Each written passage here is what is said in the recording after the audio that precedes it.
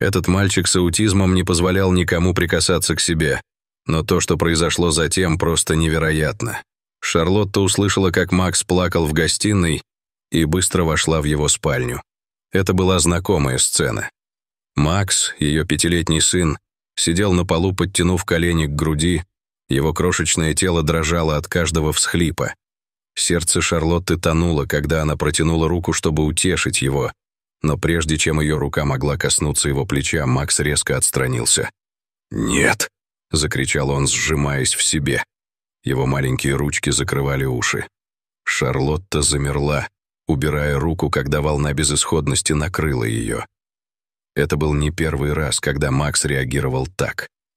На самом деле, это происходило каждый раз, когда она пыталась предложить физическое утешение. Объятия, нежные прикосновения, даже самый простой жест — погладить его по волосам — вызывали у него реакцию, будто ее прикосновение обжигало, как огонь. Она не могла вспомнить, когда в последний раз Макс позволял ей обнять себя без борьбы. Дело было не только в физическом контакте. Взгляд был мимолетным, и Макс редко отвечал на вопросы. Казалось, между ним и миром стояла невидимая стена. Шарлотта сначала списала это на странности, но с каждым годом эти особенности становились все более явными. Казалось, она наблюдала, как ее сын уходит в мир, в который она не могла войти.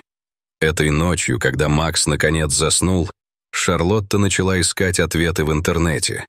В ее голове лились поисковые запросы. Ребенок избегает прикосновений, нет зрительного контакта, сенсорные проблемы. Результаты, которые она получила, были тревожными, полными слов «сенсорное расстройство» и «аутистический спектр». Она поняла, что пора искать помощь. Кабинет детского специалиста был светлым и радостным, полным игрушек и ярких плакатов. Но для Шарлотты в воздухе ощущалась тяжесть. Когда доктор говорил, подтверждая то, что она уже начала подозревать, казалось, что земля смещалась у нее под ногами. «Макс показывает признаки расстройства аутистического спектра», сказал доктор мягко, его голос был осторожным и взвешенным. «Это развитие, которое влияет на социальное взаимодействие, общение и поведение. В случае Макса его сенсорная чувствительность затрудняет ему переносить прикосновения или определенные стимулы». Слова накрыли Шарлотту как волна, затопив ее смешанными эмоциями, печалью, облегчением и глубоким беспокойством о будущем ее сына. Она вспомнила все те времена, когда пыталась утешить его, не понимая, почему он оттолкнул ее. Теперь у нее было объяснение, но это не делало реальность менее мучительной. Доктор продолжал объяснять важность раннего вмешательства и терапии, которые могли бы помочь Максу развить механизмы преодоления.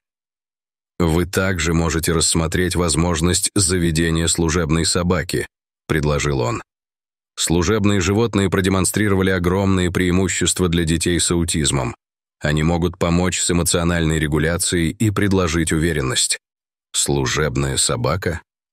Шарлотта не думала об этом раньше, но, слушая доктора, у нее начали появляться проблески надежды. Может быть, это был ключ к разрушению барьеров, которые изолировали ее сына. Решение завести служебную собаку пришло после многих бессонных ночей, когда Шарлотта не могла уснуть, прокручивая слова доктора в голове. Служебные животные продемонстрировали огромные преимущества для детей с аутизмом. Эта идея застряла в ее голове, предлагая проблеск надежды среди подавляющей неопределенности о том, что ждет впереди Макса.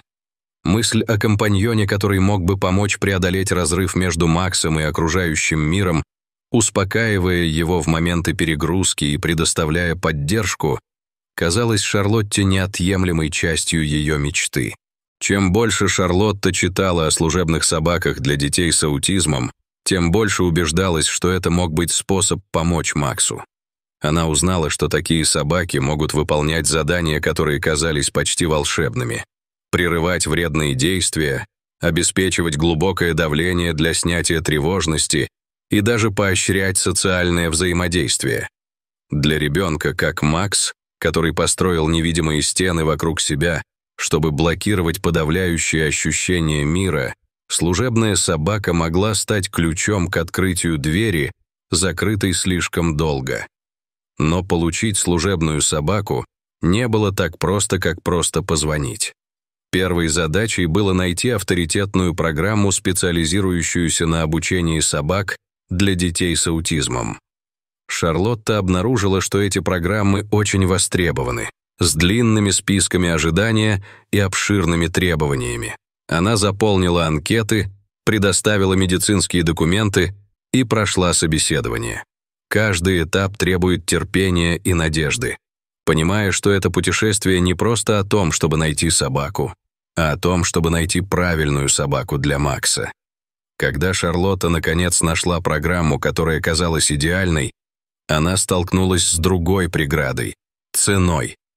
Специальная подготовка, которую проходят служебные собаки, чтобы быть готовыми помогать детям вроде Макса, была обширной и дорогой, часто превышающей десятки тысяч долларов. Сердце Шарлотты тонуло, когда она впервые увидела эти цифры. Как она могла себе это позволить?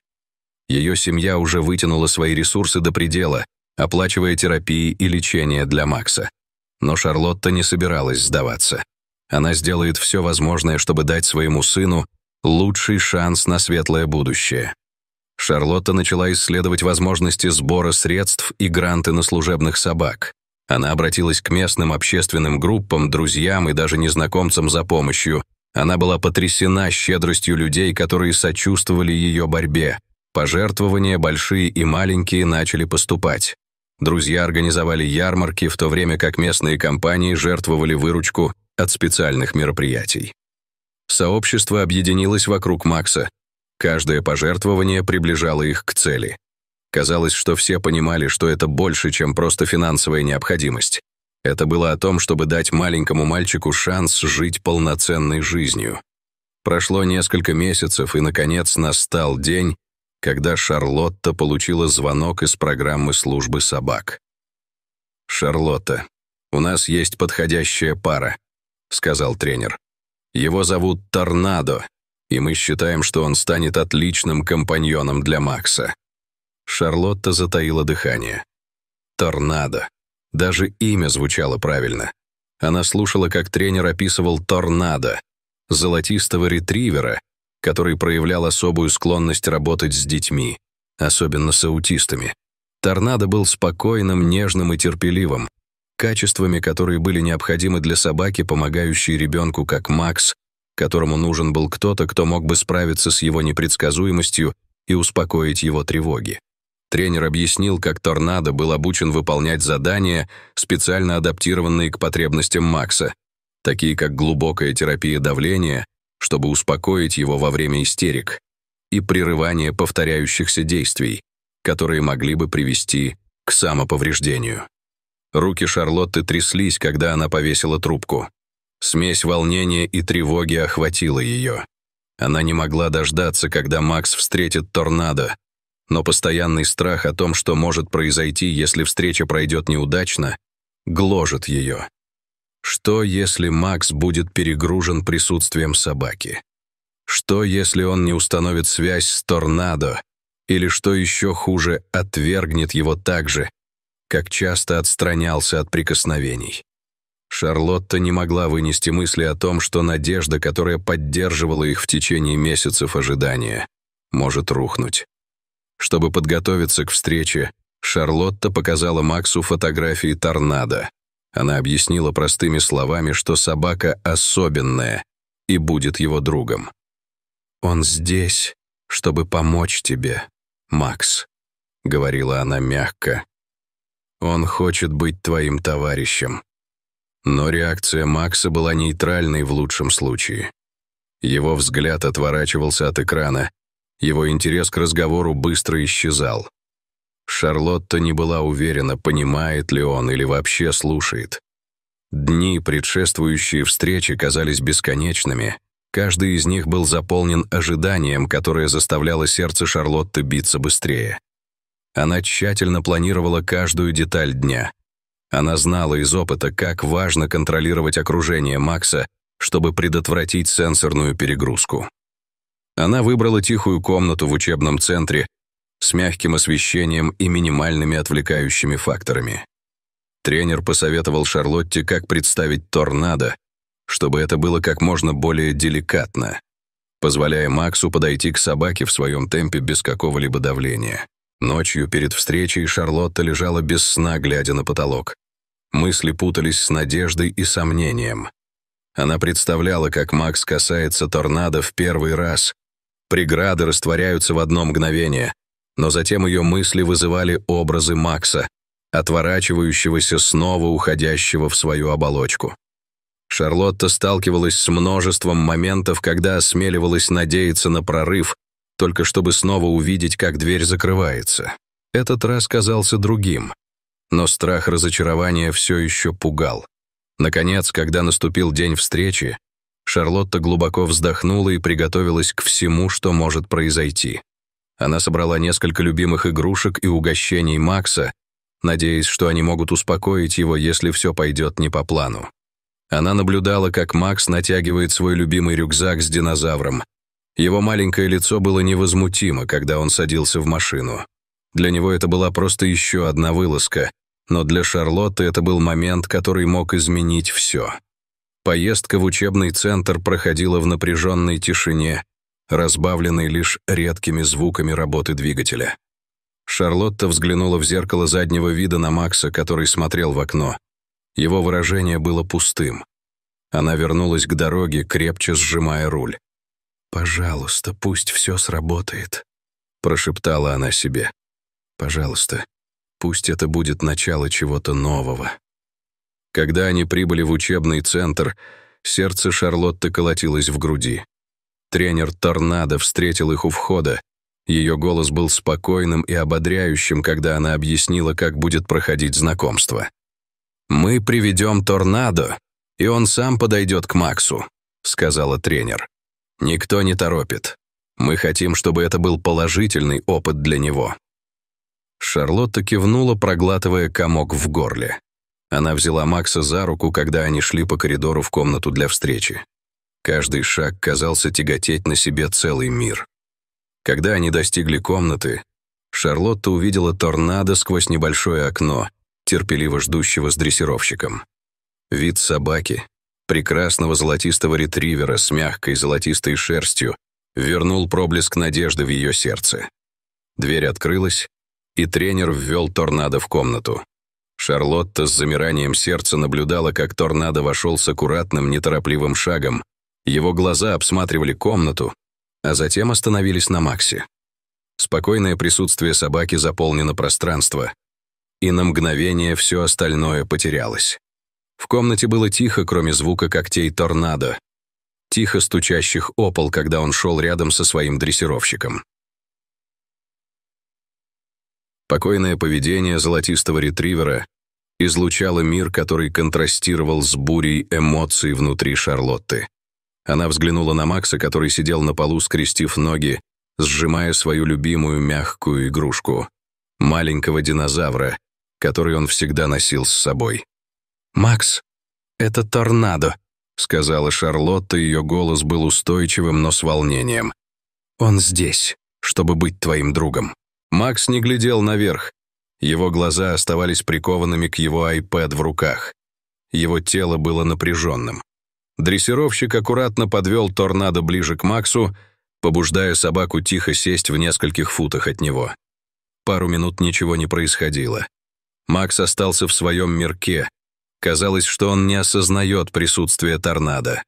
Шарлотта почувствовала, как надежда начинает ускользать. Ее плечи напрягались с каждой секундой. Но затем что-то изменилось. Просто посмотрите, что произойдет дальше.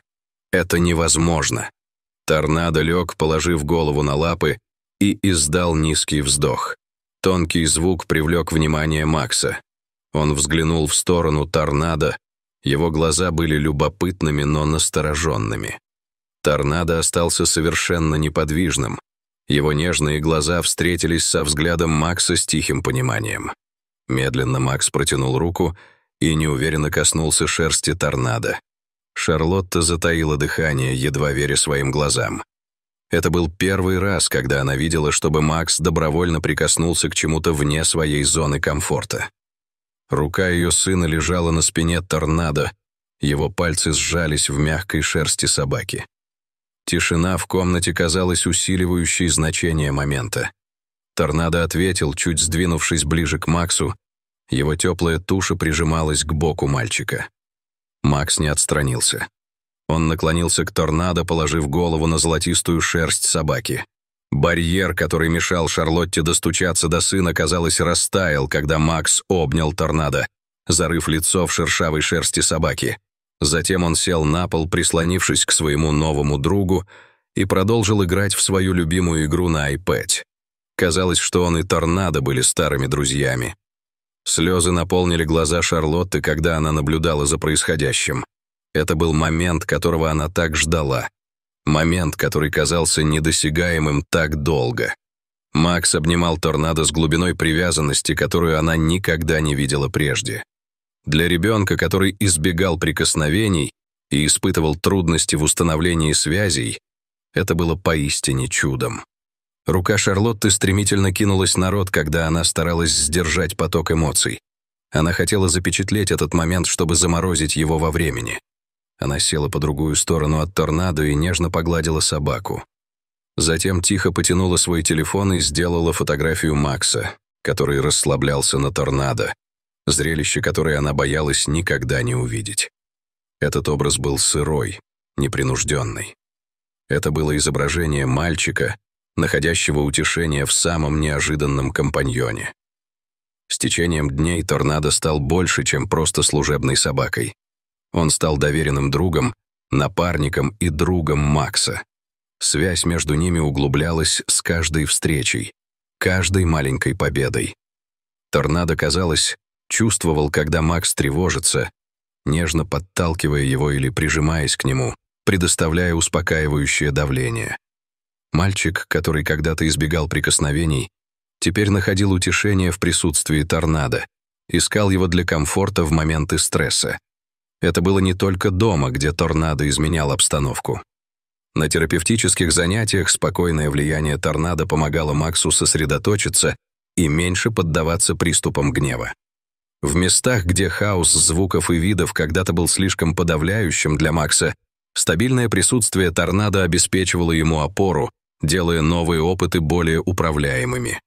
Дружба с собакой стала для него спасательным кругом, мягко тянущим Макса к миру, который он боролся исследовать самостоятельно. Однажды вечером, когда Шарлотта пролистывала телефон, она наткнулась на фотографию, которую сделала во время первого объятия Макса и торнадо. Она не делилась ею ни с кем за пределами семьи, но теперь, глядя на изображение, она поняла, как оно отражает тот путь, который они проделали. Борьбы, неудачи и прорывы. С мешаниной колебаний и надежды Шарлотта решила поделиться фотографией в интернете вместе с искренним текстом о борьбах Макса с аутизмом и невероятной связи, которую он установил с торнадо. Она не ожидала многого, может быть, несколько лайков или комментариев от друзей, знавших о состоянии Макса. Но реакция была ошеломляющей. Фотография быстро стала вирусной, трогая сердца тысяч людей по всему миру. Комментарии начали приходить от родителей, у которых были дети с аутизмом, делящихся своими историями борьбы и надежды. Сообщения поддержки и благодарности заполнили эфир. Многие благодарили Шарлотту за то, что она поделилась настолько глубоко личным и вдохновляющим моментом. Эта фотография так меня тронула. «Мой сын тоже на спектре, и видеть это дает мне надежду», написал один комментарий. Другой родитель добавил: «Я заплакал, когда увидел это. Это прекрасно видеть силу служебной собаки. Спасибо, что поделились своей историей». Волна поддержки была неожиданной, но утешительной. Шарлотта не собиралась начинать движение, но похоже, что история Макса и торнадо отозвалась у многих, потому что это была история о том, как находить свет в темноте, о том, как находить связи, где прежде была изоляция. Прошло несколько месяцев, и мир Макса продолжал расширяться. Конечно, оставались трудности. Дни, когда сенсорная перегрузка была слишком сильной, или когда социальные взаимодействия казались восхождением в гору. Но торнадо всегда был рядом. Его преданный спутник, который помогал преодолеть разрыв между Максом и внешним миром. С каждым днем Макс становился все более уверенным. Его тревоги уменьшались в присутствии его четырехлапого друга. Шарлотта с трепетом наблюдала, как ее сын делает успехи, которые ранее казались невозможными. Она видела это потому, как выражение его лица загоралось, когда торнадо входил в комнату, по маленьким, но устойчивым улучшениям в его речи и взаимодействии, и по спокойствию, которое охватывало его в моменты, которые ранее привели бы к истерике. Торнадо подарил Максу дар, которого Шарлотта давно ждала. Способность чувствовать себя в безопасности в своем теле.